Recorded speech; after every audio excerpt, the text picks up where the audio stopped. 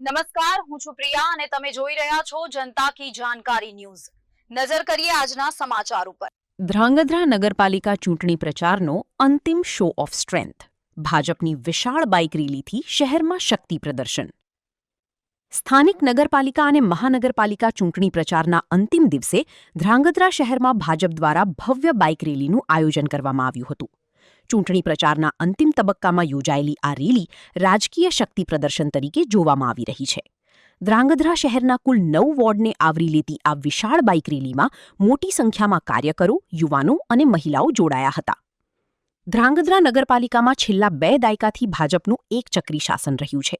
ગત ટર્મમાં કુલ 36માંથી 35 બેઠકો ભાજપના ખાતામાં ગઈ હતી, ત્યારે આ વખતે પણ ભાજપ દ્વારા તમામ 36 બેઠકો કબજે કરવાનો દાવો કરવામાં આવી રહ્યો છે। પૂર્વ કેબિનેટ મંત્રી આઈ.કે. જાડેજાની આગેવાની હેઠળ ભાજપ સંગઠન દ્વારા ચૂંટણી જીત માટે ઈડી ચોટીનું જોર લગાવવામાં આવી રહ્યું છે।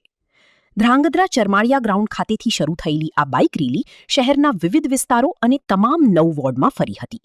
રસ્તા પર ભાજપના ઝંડા, સૂત્રોચ્ચાર અને મોટી સંખ્યામાં બાઇક સાથે નીકળેલી રેલીને લઈ શહેરમાં ચૂંટણી માહોલ ગરમાયો હતો। અંતે શહેર મધ્યે ગ્રીન ચોક સ્થિત ભાજપના મધ્યસ્થ કાર્યાલયે રેલીનું સમાપન કરવામાં આવ્યું હતું।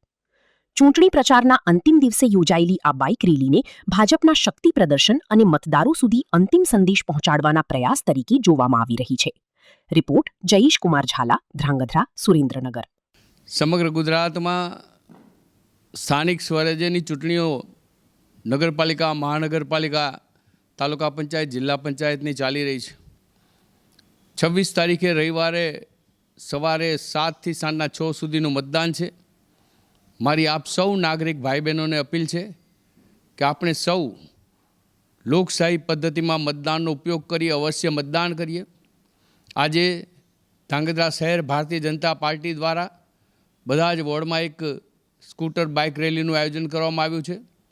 સેંકડો યુવાનો સાથે બધા જ ભારતીય જનતા પાર્ટીના કાર્યકર્તાઓ આજે આ બાઇક રેલીમાં જોડાયેલા છે અને આ બાઇક રેલી દ્વારા ધ્રાંગધ્રા શહેરમાં ભારતીય જનતા પાર્ટી હંમેશા 36 સીટ જીતતી આવી છે, તમામ સીટો જીતતી આવી છે।